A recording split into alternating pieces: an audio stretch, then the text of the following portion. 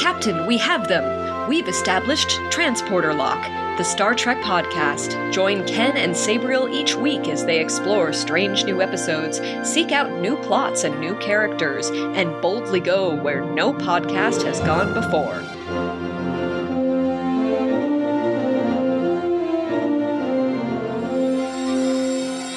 Hello and welcome to Transporter Lock, where we review all the things I was right about in Prodigy Season 2, Episodes 9 and 10, the Devourer of all things. Hello, Tiffany. Hello, Ken. I was keeping a list.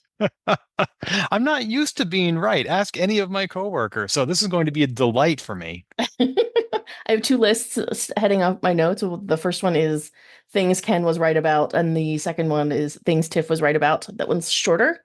Good. But yeah, I'm excited to get in. I was afraid you were going to have like things Ken was right about and things Ken were wrong about. I didn't want to see which one was longer. I think there was only one notable thing that you predicted incorrectly. Okay. And it was really just more theory. So that's right. It's okay. Well, I offered two competing theories and they can't both be right. So right, exactly. All right. Exactly. So let's dive right in. This is the midway point for season 2 of Prodigy. We're now half done, having seen these two episodes, and this is a two-parter. And this is the episode where they finally arrive at the mysterious planet that their mysterious stranger and mysterious messages have all been mysteriously pointing them to. And hijinks ensue. So many hijinks. Yes, they delve into what they call it, an interdimensional time ziggurat.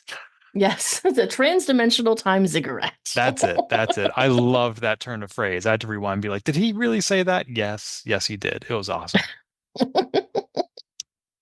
And yeah, and the Voyager B, I think they call it, caught up to them. So that crew is there and everybody's reunited for a little while. And we have new characters show up and it's a lot. It's a lot. I really liked these episodes. It was a lot. Yeah, there was a lot happening. They really kept it moving. No side quest energy here. This is all like overarching A plot, move. So this one was a lot of fun. Yeah. We saw that Zero did in fact retain their body that they gained on that other planet. We weren't sure how that episode ended, so that's been addressed. We don't know how long they'll keep it. We don't know if it's degrading in the sense of like losing senses. We haven't really seen that happen yet. They're still experiencing emotions, but that is another fun wrinkle for us to experience. Yes. Cool. So, Tiff, where do you want to start here? Well, I first just want to emphasize that we start out on Infinity, and we're getting Gwyn's log to give us the exposition, which I like. I love that she and Dal are sharing that. And I also just love that little bit of Star Trek science that Rock brings us in order to find the planet, right? Because they come up on all these asteroids, and the asteroids have to be orbiting something. And, she just busts out with like Heisenberg compensators and remodulating and collapsing wave functions. And I love it. I love hearing Rock get into the Star Trek science. It's the best. There were 3 lines of dialogue on the ship in the Infinity before the episode really gets into the meat of it that I found interesting. One was, I think the first 2 were both from Gwyn in her log. One, she said, "It's been a long road," which of course is a callback to the best Star Trek opening sequence ever, that being Enterprise. Indeed. And was also the opening title for my intro post when I joined the company where you and I met. Yes. And people were like, is he a Star Trek fan? And yes, I am. She also said something that was very contrary, in my opinion, to what we learn on Voyager, since this series is very much Voyager 2. She said, it's not about the journey, it's the destination. Right, which, as we all know from Voyager, is pretty much the opposite, right? Right. I think there was even one moment when I think it was in the finale with Admiral Janeway, of course, where they were choosing, like, should we take this really risky move or should we keep going the slow way? And I think we said, let's go the slow way to the journey. I think they had a toast in 10 Forward. So I was kind of surprised. I mean, obviously Gwyn was not part of that crew and people are allowed to have different opinions, but it was an interesting juxtaposition to have that line said by a character in what is essentially a Voyager series. But also, if you think about it for Gwen, of course it's going to be the destination because she's on a timer. Like she's on a schedule, tick tock, let's keep it moving so I don't blip out of existence. Right. The stakes are much higher for her, so I certainly don't fault her with that. The third thing that they said on Infinity, which I found interesting, after Rock did all the science stuff, Dahl said, "How are we not already in Starfleet Academy?" And and I thought they were. I thought that's what the rank of cadet meant. Yeah, I'm not exactly sure. I mean, it's they've been calling them, well, like in this episode, she was referring to them as recruits. And they've been talking about themselves as Academy hopefuls all this time. But I think the reason that they are considered cadets is kind of under Janeway's personal supervision. So I just think that's the nature, like they have a weird and exceptional relationship with Starfleet right now. I suppose. It's atypical. And speaking of weird and atypical relationships with Starfleet, our our friends, our kids get onto the planet, and we hear these weird, creepy voiceovers, and they're still assuming they're going to meet Chakotay, but the door opens, and who is it? Oh my God, it's Wesley Crusher! Wesley Crusher! Ken, you called it. So Wesley Crusher bursts out from behind the door, and I loved this. First of all, because I was yelling at my television, "Oh my God, Ken, you totally called it!" But also because thematically, of course, it had to be Wesley Crusher, who was the original Star Trek prodigy. This makes sense. That's true. So like once I saw it, I was like, well, it was always going to be Wesley helping them. Why would you have a show about teenagers in Starfleet and not involve Wesley Crusher? Right. The passing of the torch from one prodigy to another. Exactly. Yeah. So we get Wesley and then immediately like smash cut back to Voyager. This is a very different version of Wesley Crusher than we've ever seen.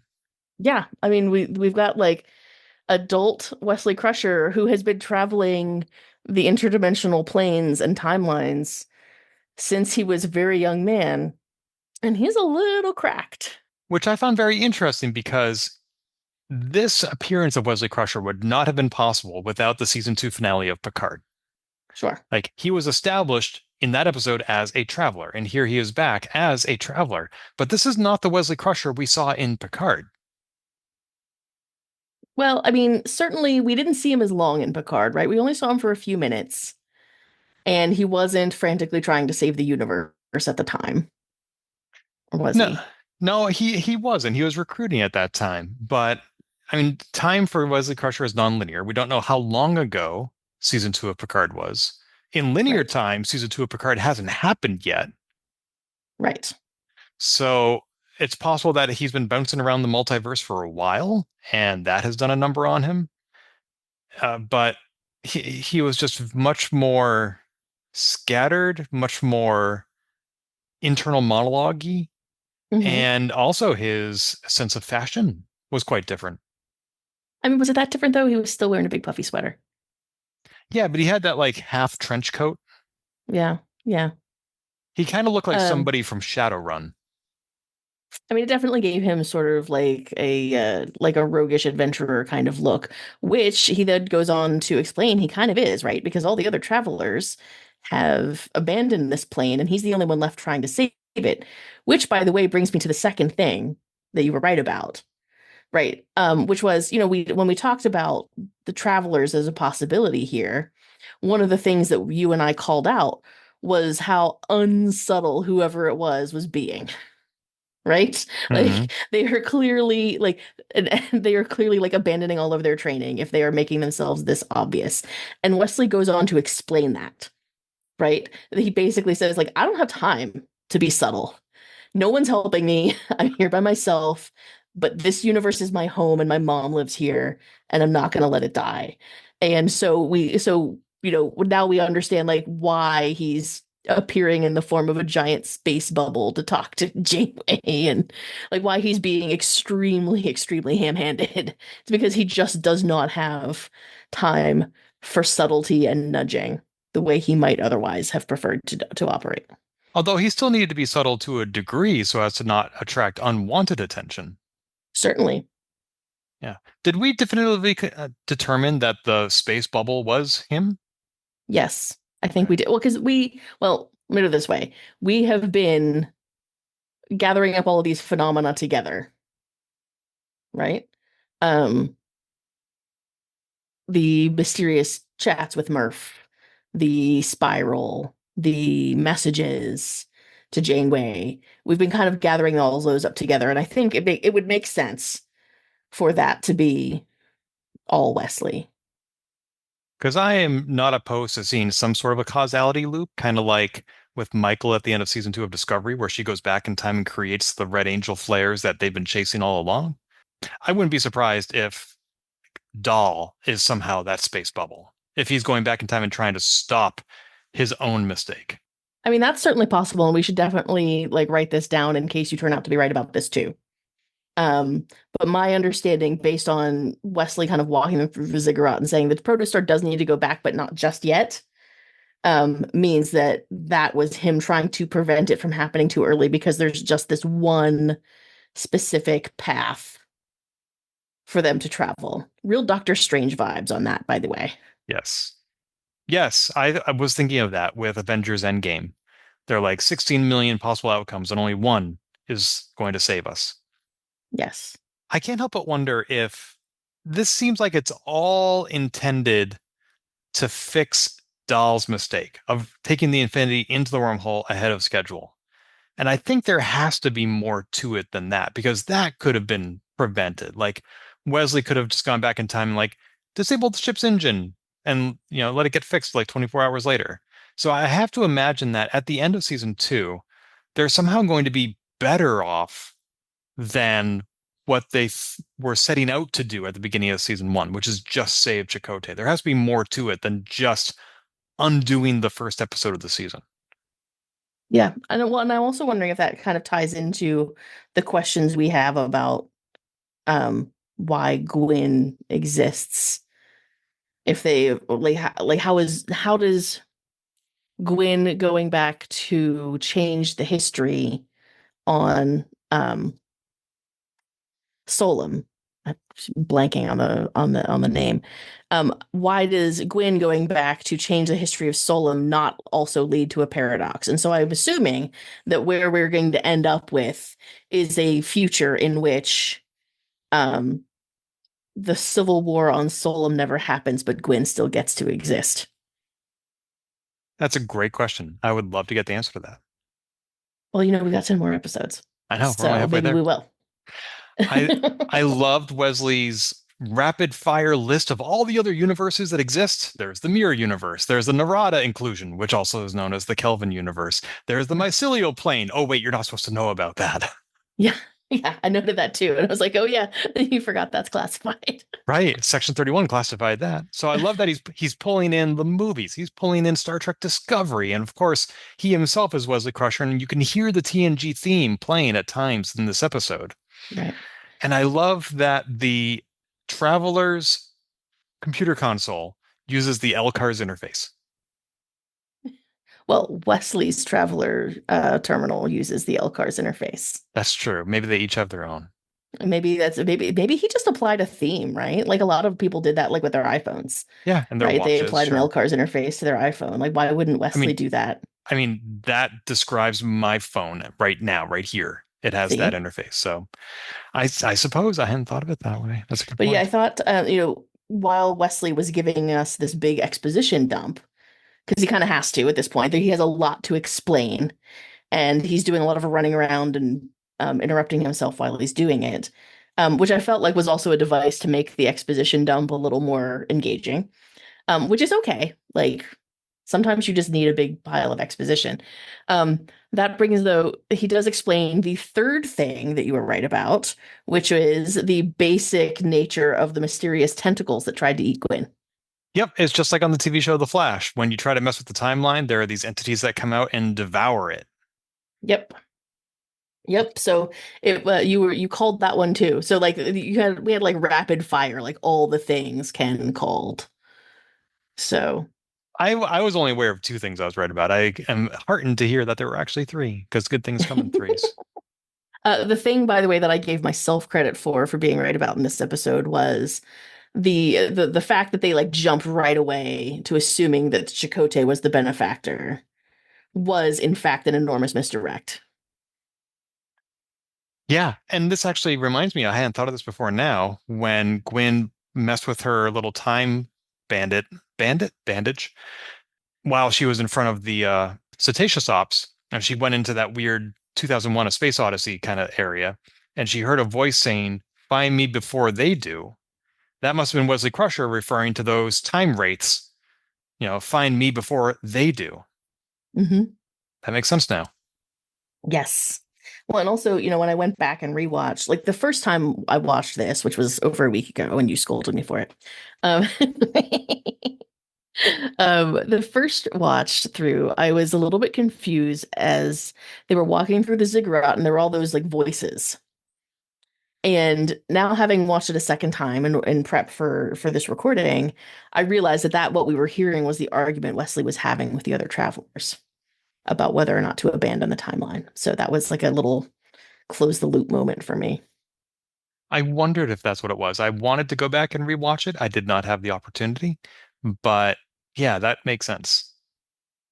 However, speaking of those time rates, when they start chasing after Gwyn, she says, "I know that sound." How does she know that sound? Because previously the time rates went after the hologram Gwyn. Well, do we actually know that Gwyn hasn't heard those sounds yet? Have we seen her hear them? We haven't seen her hearing it, I don't think. But also they've been trailing her for a while now. She may have just heard it. Or maybe there was a scene that ended up edited out of one of these episodes and they just left this reference to it in. Maybe. I don't like assuming things are happening off scene or off camera. Mhm. So maybe there's something I missed. Maybe when she was having one of her many visions, maybe she heard that sound. Maybe when she was in the pit or something. By the way, we haven't seen anything happening on Solum lately. We have no idea what's happening there. Yeah, that'll be interesting. So these interdimensional beings that are chasing them around, it's fascinating to me that they are not stopped at all by like level 10 force fields and all this other stuff, but when they go into the time vault, they have trouble getting in there. So either they're stopped by brick walls, which is fascinating, not brick, concrete, granite, whatever, or there's some sort of an especially special shielding or material in those walls to protect a time vault. Yeah, I assume that there was some traveler tech that was supposed to keep them out. Yeah. Because Wesley was saying like the whole thing is meant to keep them out. But that does bring me to something else that I noted. Why is Wesley so consistently wrong about the loom? In what ways? Like every time he says, "Oh, they'll never find us here," or we have like he underestimated how long it would take them, or overestimated how long it would take them to find him. He overestimated whether they could get into the training office where they were the cool mid-century lounge they were all hanging out in. Like every time he makes some kind of confident assertion about what the loom can or can't do, he is immediately wrong. That's interesting. And he's always wrong in a way that does not benefit our party. Right. Yeah. But that's the tension. Like if he were to say, "Oh no, they're about to get us," and then they don't show up, that's a really boring way to be wrong. Yeah. It was interesting to me that like he was presented as like the expert who knows what he's doing. And then in this one specific way, he is just consistently wrong. But he makes up for his mistakes. He still Oh, of stays, course he does. he has all these hidden doors and portals everywhere, which is fantastic. We also briefly saw Jellicoe in this episode. Oh, it's always Jellicoe. Now, I forgot to mention when we were recording the episode about when they were on the planet doing the race against the robots, how we get a brief pan of these abandoned or crashed ships on that same planet. And one of them is the USS Cairo with a ship registration that matches the USS Cairo that was Jellicoe's. That's where he came from and went back to in the Chain of Command two-parter in TNG. The Cairo was presumed lost during the war with the Dominion in DS9. Somehow it ended up on this planet where the Kazon were, I don't know, racing it. Yeah. Turn into a Kazon pod racer. I appreciate knowing that Jellicoe lost a ship. Good things should not happen to bad people. Well, and I just feel like, why are you talking this way to Catherine Delta Quadrant Janeway? Like, come on. She Yeah. is a legitimate Starfleet hero. Why are you talking to her like that? Like, what have you ever done? He's an admiral, right? Yeah, they're both admirals. I mean, he might be a slightly higher ranking admiral because he's been an admiral longer. I'm pretty sure Janeway is a vice admiral. So if he's just an admiral, she outranks him. Well, and that means that she surpassed him at some point, right? Because he was an admiral. Wasn't he an admiral? No, I guess he was still a captain. Yeah, he was captain of the Enterprise. Yeah. Yeah. So yeah, I just like I don't understand why you're speaking to Janeway that way. Who was the captain of Shows, Voyager B? I think Janeway's captaining it. Like, Hmm. I don't think there's somebody there with the rank captain. I think she is serving in the role of captain. Well, our friend Allison, who does the art for this podcast, reminded me something that I had kind of forgotten, which is your rank and your job are not the same thing. Like, Hmm. like Commander Riker, he's number one. Those are two different things, commander and number one. You can be commander without being number one. And as we saw in Discovery, you can be a cadet and be number one. Hmm. But captain is an actual rank. Right. And But it's also a job. right, which is why I think I forgot that because it gets confusing. Right. So apparently in this case, they are different things. The captain of the Voyager B is Vice Admiral Janeway. Yeah. Got it. Works for me. I enjoyed I do want to shout out this entire sequence in the groovy mid-century office Is where that this episode or the next one? I mean, I'm all kind of treating them as like the same episode. There really are, Well, there's like, in my head they all kind of run together, but if you want to hold up, we can. well, that's fair. I have a ton of notes about the second episode. There's just one more thing I want to say about the first episode, which was that Wesley Crusher had everybody out in the hallway, not in the time room, standing on specific spots and getting them to light up. And then Dahl moves, and that sequence is left incomplete. And we never find out what Crusher was trying to do. In this episode, we don't. And not really in And the next episode. Like he no, we does. do.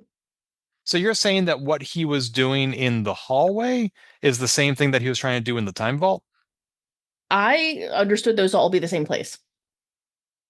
I thought I got the sense of a broader, more expansive room when they were doing that. Maybe I need to go back, but it looked very different to me.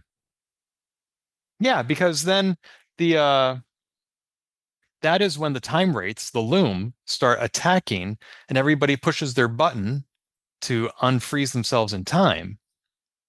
So the time wraiths had not gotten into the loom yet. They didn't Into have the buttons yet, Oh, you're right. right? Because You're there right. was that whole sequence where Wesley and Gwyn, who are the only ones that are time differentiated, Right. have to go and find the bracelets and then bring them back. That's right.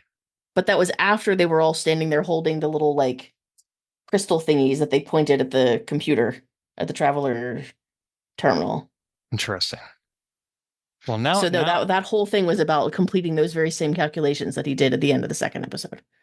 okay, I have the episode pulled up now, and Yeah, you do. they walk out of the time vault into the grand staircase, well, room, and the camera pulls back, and it is definitely a different room. And that's where they were all, and like sand is falling from the sky, and he has them standing on specific spots. And then everybody but Gwyn and Wesley Crusher freeze, and they rush off to get the bracelets to bring back. But they are not in the time vault. Then I don't know. Yeah, I don't know. Because like the thing about getting them to stand was about taking like there was about scanning them. In the second episode, he did that. Yeah, in the time vault. I don't know if that was the same thing he was trying to do in the grand ballroom. Maybe he was trying to scan them in this time vault the second time around to avoid to try and hold off the loom a little longer. Yes. Oh, it's mysterious.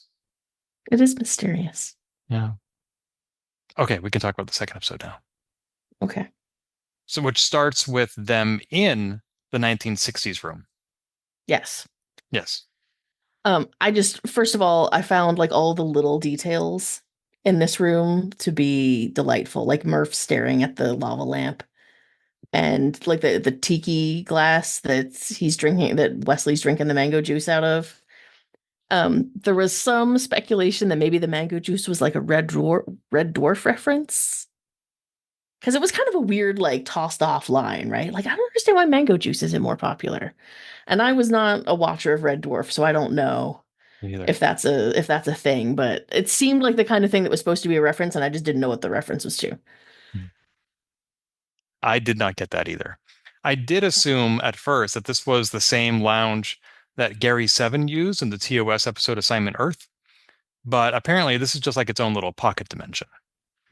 Yeah, when we first got into it, I was wondering if maybe we were going to see what was the character from DS9, the hologram, Vic Fontaine? Vic Fontaine. I was waiting for this to be like Vic Fontaine's office. Oh, that'd be fun. But he's not a real person. No, but that's like, look, we are so beyond the realm of, but he's not a real person. In some multiverse, he is. He was actually in the mirror universe. There are only two characters who ever showed up who were different species in the mirror universe than they were in the Prime universe. One of them was Vic Fontaine. In Mhm. our universe, he's a hologram. In the mirror universe, he's a human. Or maybe Bajoran, I forget. The other character, do you know who the other character is? No. Porthos. On Enterprise. In the Prime universe, he's a beagle. In the mirror universe, he's a Doberman. That's hilarious. Um, that makes sense. But yeah, I was waiting for this to be like Vic Fontaine's office. Mm. I really thought that's where they were going.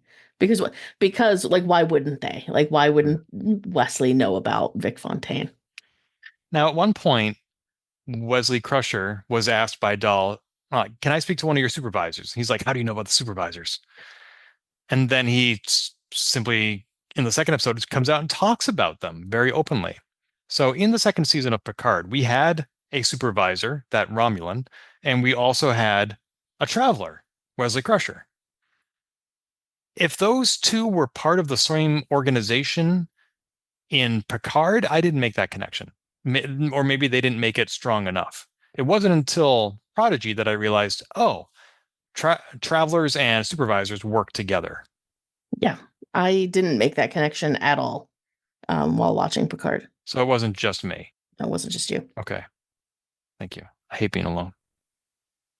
Great.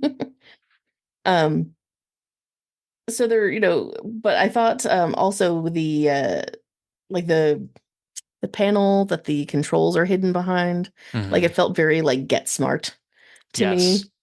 me, which made me happy because I loved that show. Me too. Yeah. So I enjoyed that. But this thing where they send the away team down to look for the kids. And of course, one of them immediately gets eaten by a loom. Middleton. And of course, he was a red shirt whose name we did not know. I just told you it was Middleton. Yeah, but wait a second.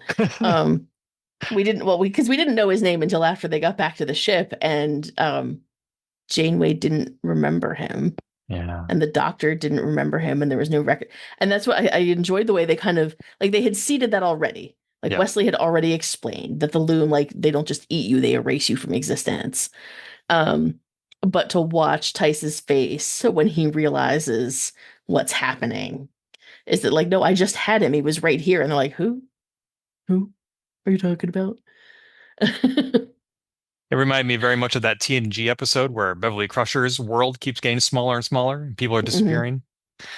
And this is not only horrifying that somebody could never exist, but there are two things about it. One, it doesn't seem to change the present. Like, what if Middleton played a key role in getting them there and we just don't know about him? What if he was the chief engineer or something, which he wasn't? But also,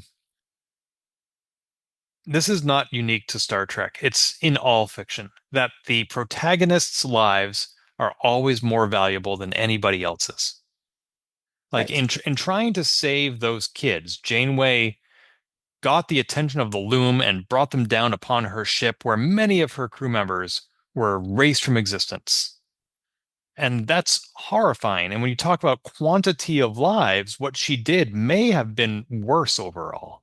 Now, of course, the protagonists are the ones who are setting out to save the entire universe. So in the grand scheme of things, a few sacrifices will be made. Well, I mean, I think you can argue that certainly Janeway did not anticipate how quickly the Loom would overrun Voyager. Sure. Because why would she have anticipated that? Yep.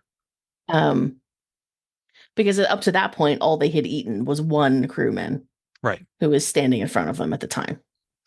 So I don't think she would have done that if she had understood how quickly Voyager would be overrun. Now the Loom, in addition to Middleton, also ate the Infinity. Does that mean it never existed?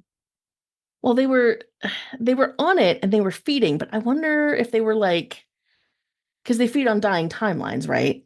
Right. But we only, except for the Infinity, we'll never see them go after people, right? Humanoids. So I'm wondering as if it was more like they were devouring like its power source or like some temporal energy around it and not the ship itself. The ship was gone by the time the kids got back. Oh yeah, I guess it was. And that raises all other sorts of paradox questions, like how did the kids get to the planet if the Infinity never existed? Yeah. Wibbly wobbly. Extremely wibbly wobbly. Yeah, because that's the thing. Like they don't seem to have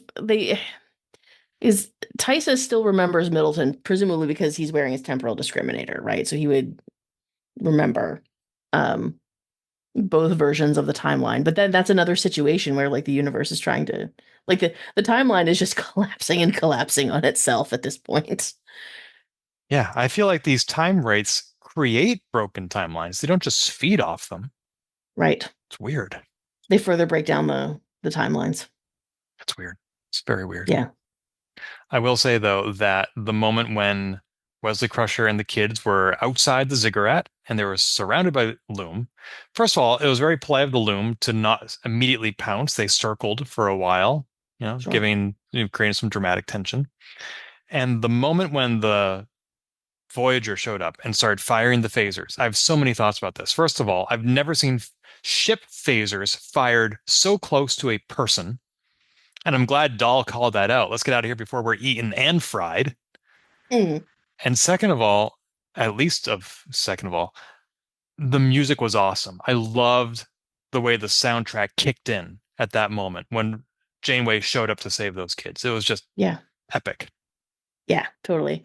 I mean, I think like I am starting from the assumption that a starship's targeting systems have a high degree of accuracy. Like she knew she wasn't going to hit those kids. But if one of them moves unpredictably. Sure. I mean, all the times we've seen captains say, like, target their forward array or take out their left aft shields. And yeah, they have to be very precise. So I'm not surprised the kids weren't shot, but man, they probably could have felt the heat on their face. Yeah. Wow. Yeah, it would be quite a display of power. But I love like Janeway getting her like big damn hero moments. Her big like ride to the rescue cowboy Janeway. Because she had a couple of them, right? I didn't have time to do a full rewatch before we record this podcast. So I'm like, okay, I do have time to go back and rewatch my favorite scene. And that's the scene where Janeway is in the shuttlecraft or maybe the captain's yacht in the ship. She's firing phasers from the ship inside the ship. Like I've never seen that in all of Star Trek. I can't imagine the damage she must be doing to Voyager B. And don't tell me, oh, she adjusted the phase variant so it doesn't affect Voyager. I don't buy it. But then she hits reverse, goes straight planetward, nose first, and she says like, Tom Paris taught me that trick. This one's my own, and she fires quantum torpedoes. I'm like, that's not a trick. That's firing torpedoes. Yeah, but they learned about quantum torpedoes while they were in the Delta Quadrant, so she could arguably say that is her own. I suppose that the future Admiral Janeway did give them that tech. Why and when did she lose her shirt?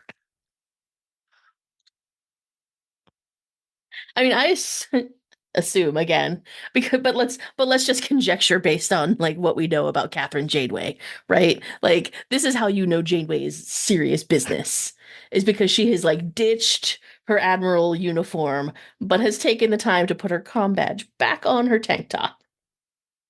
And priorities in case she needs an emergency beam out. Exactly, exactly. But no, I love the firing the phasers from the ship inside the ship. And she did explicitly say that she had changed the phase variants to match the loom.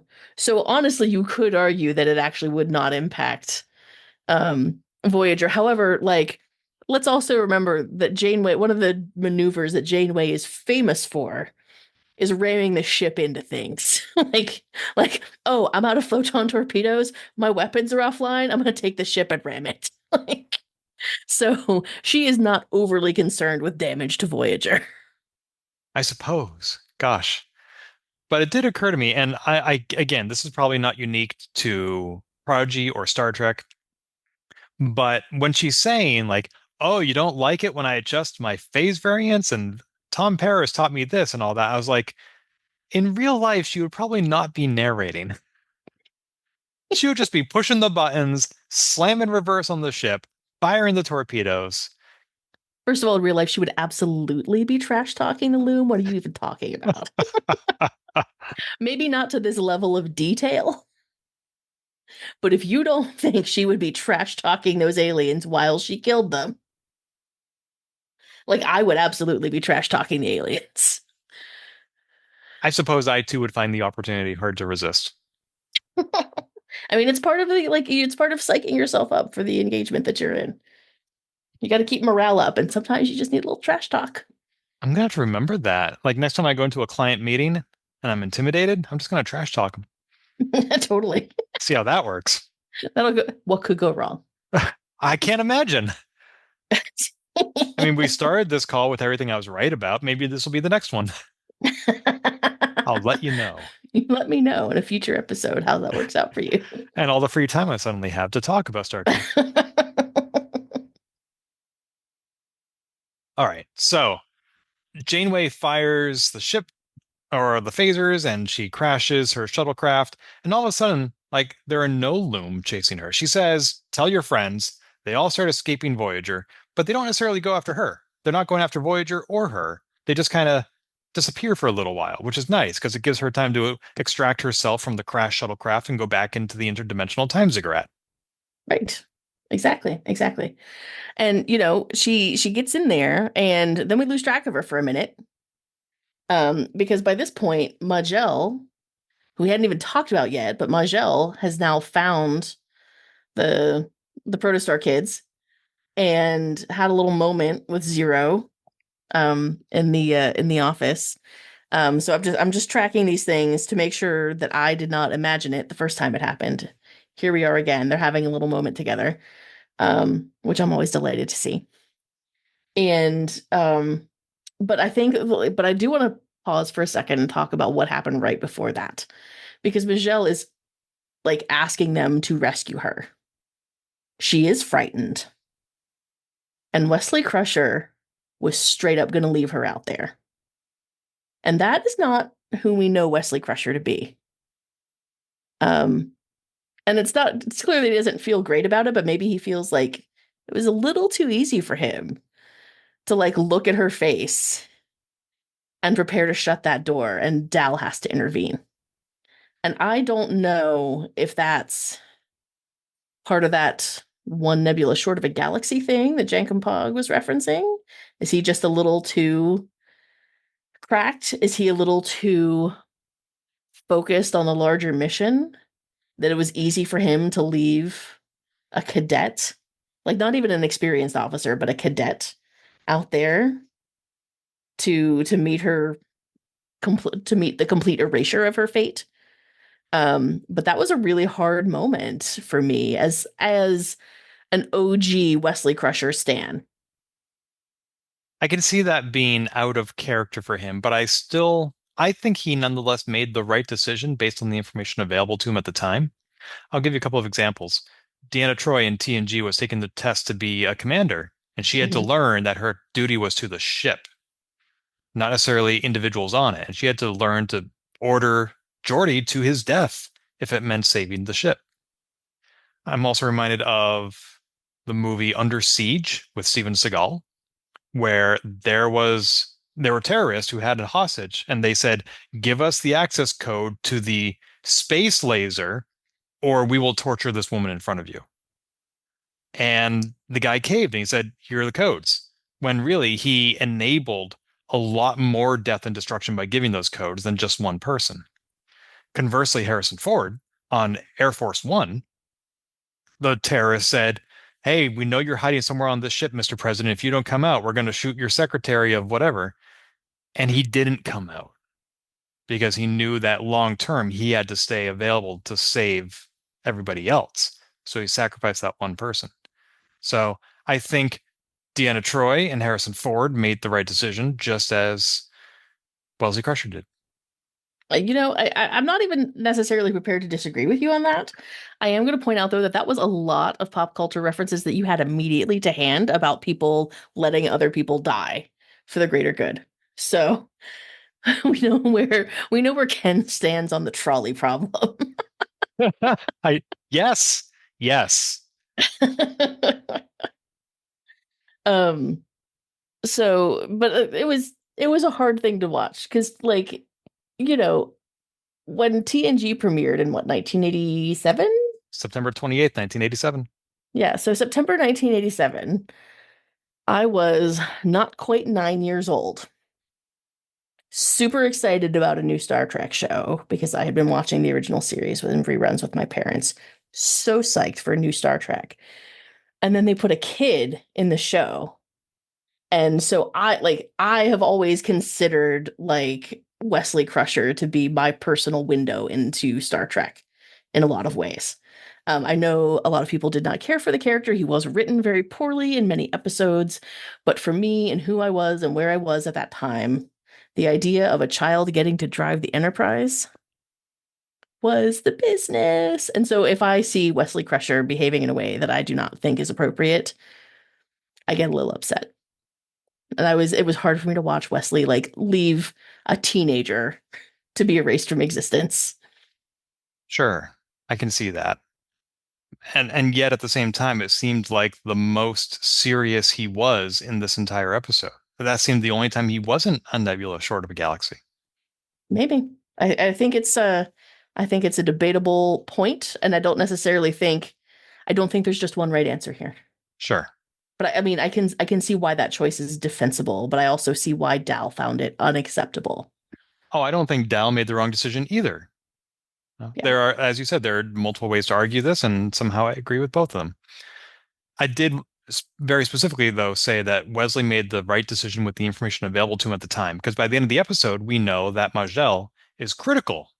Like Critical of the whole thing. Wesley Crusher keeps saying, "You all have to stay together," and he didn't realize that the together that all of them had to be was 7 of them, not 6.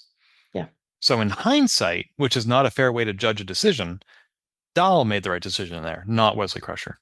sure. Um, I also want to go back and point out the bravery that Majel showed when she threw away her comm badge during transport. Yeah, and she argued for that on a logical basis, but I question how logical it actually was. I mean, I don't think her logical argument was wrong. I just don't think I think it's a convenient cover. Yeah, I think that we were previously uncertain about any potential romantic interest between Zero and Majel, and it Mhm. seemed stronger in this episode. We did see other characters holding hands, and that can be Yeah. certainly a platonic gesture, and in some cases it was in this episode. But there were other points of contact between Majel and Zero that implied to me a budding interest. Yeah. I agree. I think that their relationship in whatever form it ends up taking, whether that ends up being like romantic like we would think of it, or maybe just intensely platonic or whatever, I think it clearly they're very special to each other in some way. Sure, you can absolutely be very intense about another person without it being romantic. Sure. Two quick things about Maj'el. One, are her bangs shiny or are they actually white? I have been assuming shiny this whole time, but I have also asked myself this question. I started thinking it was shiny, and the shinier they get, the whiter they seem. Yeah. I was like, it's not possible that the light is always that angle to reflect. Right. So maybe she does actually have, but I've also literally never seen a Vulcan with like colored hair. Yeah, but kids these days. Yeah, I mean, this could just be like a teenage rebellion situation. I mean, she's already got the sort of not a side shave, but a bowl cut even more than we usually see on Star Trek. Yeah. Plus like the bangs, like the On the side, yeah. yeah. So Also, it occurred to me that Majel with the apostrophe is a Vulcan name, but it's also a Kryptonian name. oh, I suppose it is in that entirely other franchise. Yeah, she is That of the name would house also of fit in. yeah, she is of the house of L. Yeah, so what do we think? Like cousin, auntie? Why not? He has other cousins, quite famous ones. Indeed. Indeed. So then they finally get their time alone in the time vault, and they need to stand near the Boreth crystals in the time orb, just throwing out references from, Just yep, from Discovery and DS9. I love that they like, oh yeah, we just took this Bajoran religious artifact and we put in this time ziggurat. Nobody will notice. And Wesley said, don't look at your timeline because nobody likes spoilers, which is true. I hate them. But Dahl does look. What do you think about what he saw? um, you know, we see him clearly feeling like he has done something wrong, and he references a chair, which can only be the chair, right? And I'm inclined to think that it does indeed, just based on what we know about Dahl and what we know about Star Trek, that the chair clearly is a reference to the captain's chair. Um, I think like Dal thinks that he has catastrophically ruined something. I think that's the assumption that Dal goes to. And I don't think that you can assume that.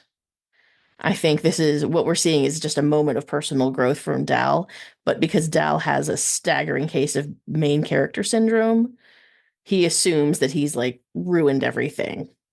Like he immediately that's where his brain immediately goes is I screw up and I mess up the whole mission.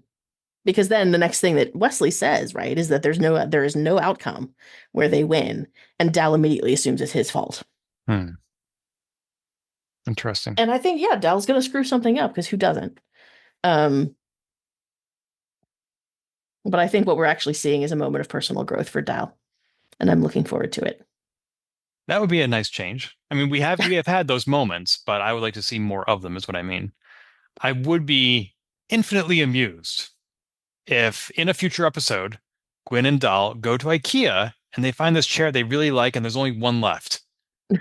And they have a big fight about it. And yeah, exactly. And then Dahl's like, I'm sorry, that chair was never mine. It was always yours.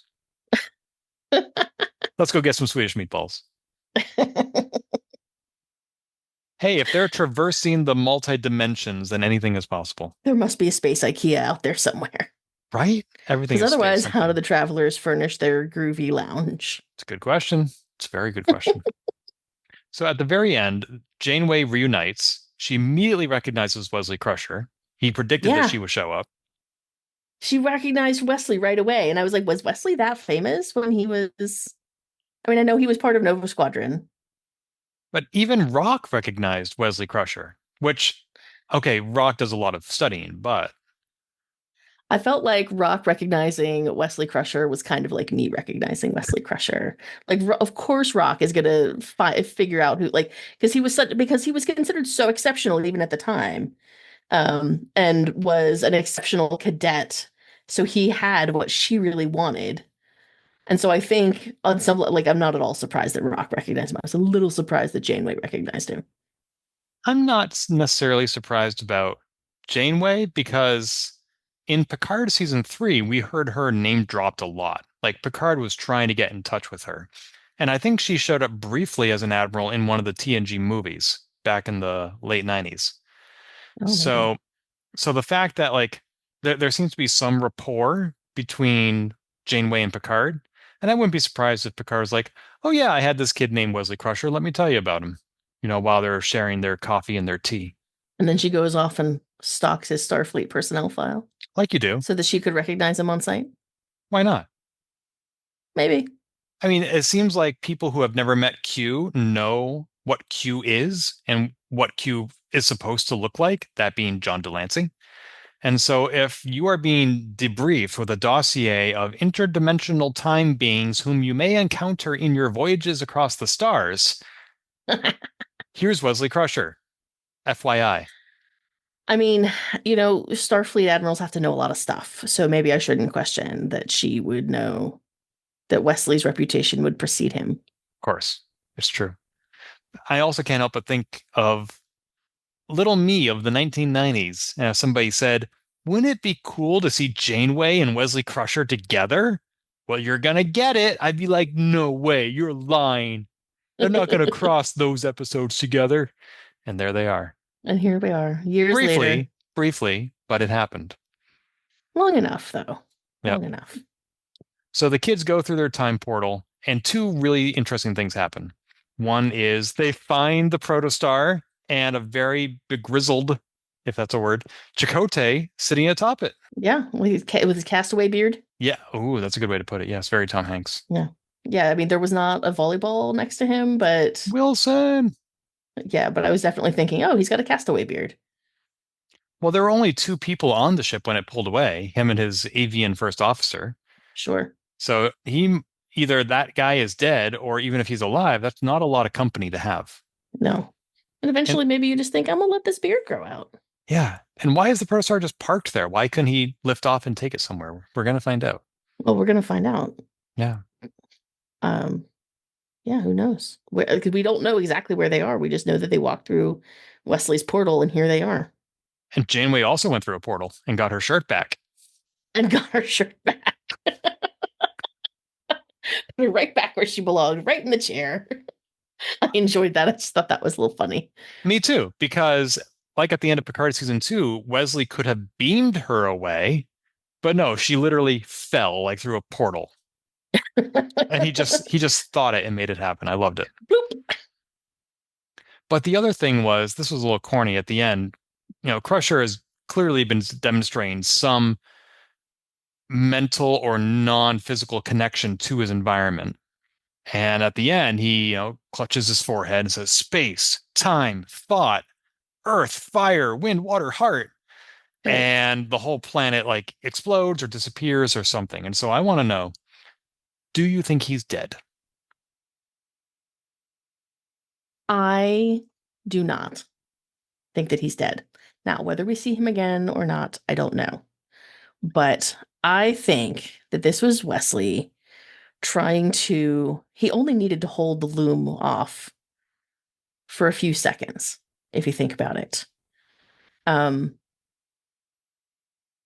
then the planet kind of tips back into its out of phase state. And I think he was able to hold them off long enough to not only cover Janeway's and the kids' escape, but his own. I would like to see a moment at the end where he gets to come back and like high five the kids when they save the day. Remember when he first encountered the kids, he said, oh, that's right. We haven't met yet, have we? Yeah. So from his perspective, he had already met them and we haven't seen that happen yet. That's true. So he needs to come back and make that happen. So yeah, they've left the door open for more Wesley in this season. And I hope we get it because I just feel like Wesley was done such a disservice in the series up to this point. Like the way they wrote him out was fine, right? They wrote him out, he's a traveler, but then we like never see him again. And then he shows up in one of the movies for like a hot second at Troy and Riker's wedding. He gets no lines. He got lines in a deleted scene. Yeah. Which you can find on YouTube. Which you can find. Yes, he gets lines in a deleted scene. Like all of his stuff ends up on the cutting room floor. And then even when he shows up in Picard season 2, he's only there for a hot minute.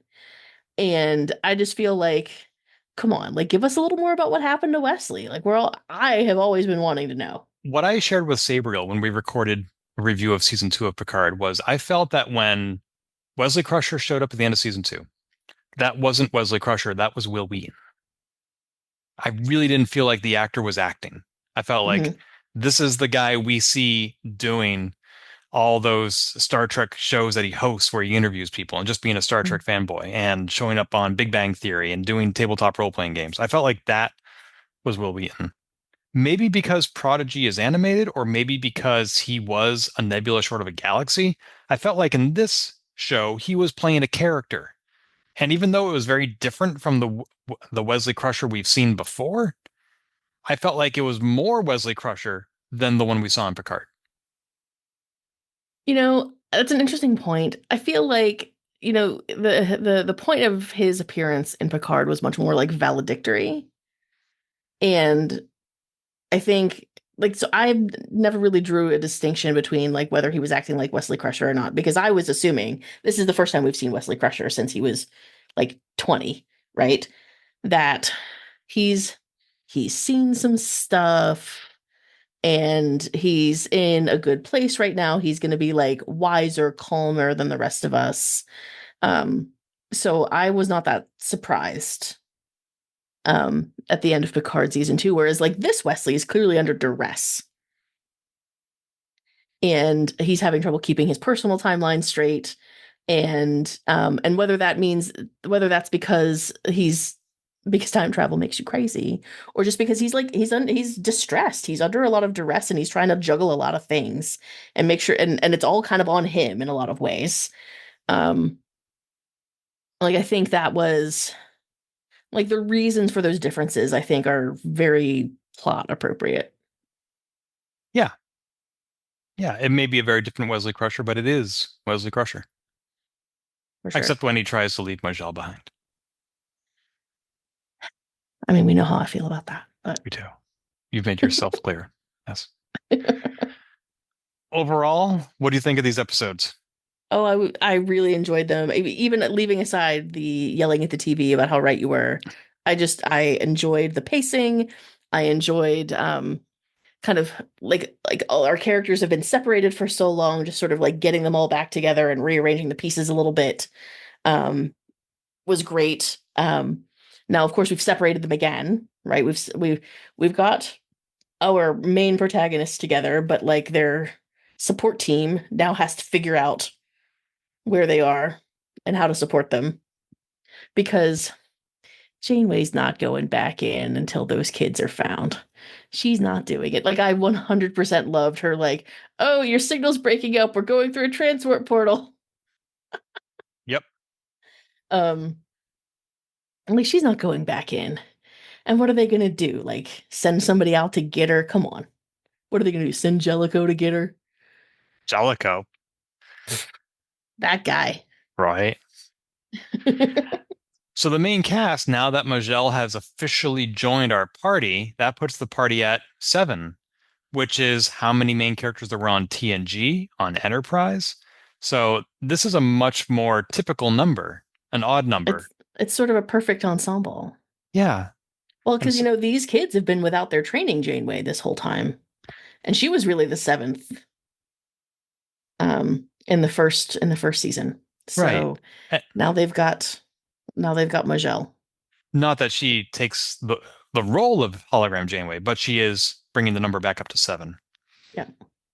Yeah. Yeah. These were my favorite episodes of the season, possibly my favorite episodes of Prodigy. Yeah, I really enjoyed it. I thought it was I thought they were exciting. I thought they were full of like some explanation that maybe we were overdue. And it's always nice to see Wesley again. Um, so yeah, I think I was into it and I'm excited for the back half of the season. And I'm wondering, like, are we gonna get more side quest episodes? Or are we just all gonna be all plot all the time? I don't know. This is yet another season of Star Trek where the stakes are galactic and Yes. existential in nature, which can be stressful in this new era where the whole season has to tie into itself. But I feel like they're handling it in a rather relatively light-hearted fashion, and that Mhm. makes it more accessible and more or less tense. So I'm enjoying it. Yeah, I like the like Brett Goldstein likes to say that drama without comedy is just bad drama, right? Even people living in horrifying situations and under terrible oppression still find ways to laugh and have fun and make jokes. And there's the entire genre known as gallows humor, right? Um, and so like so his argument is very much that like if you're writing drama without any comedy in it, you're writing bad drama. Well, I really enjoy live storytelling, and I've done some of it myself, and I've read some books on how to be better at it, including the book Storyworthy by Matthew Dix. And one of his recommendations is always make the audience laugh before you make them cry. That way it hurts more. Yeah, for sure. And he's right, because if you get up there and you start with a sad story, the characters, the audience, they don't relate to you. They don't know why they should be sad. But if you make them laugh and you're like, oh, I like this guy. Oh, it's so awful what happened to him. Mhm. Yeah, Yes. and that's kind of back to that like energy management thing that we talked about a few episodes ago. Yeah. Is you have to kind of bring them up before you can like let it drop. Right. And yeah, like you said, you have to make people care about you so that they can be moved by your story. Yeah. And I think it was a recent Pearls Before Swine comic strip that pointed out that when you say like, oh, this is a real roller coaster, Mhm. well, you would think that the roller coaster going down is like the bad part where things are getting worse because down is bad. But on a real roller coaster, going down it, that's the exciting part. Yeah, The only reason you go up on a roller coaster is that you can go down. exactly. Yeah. Yeah, you need both. That's true. I'm looking forward to sharing more of both on the next 10 episodes of Prodigy, 5 episodes of Transporter Lock with you, my fabulous co-host. Until then, Go fast. If you've enjoyed this episode, please leave a review on iTunes and keep your hailing frequencies open by following us on Twitter at TransporterLock or subscribing to our podcast and email newsletter at transporterlock.com.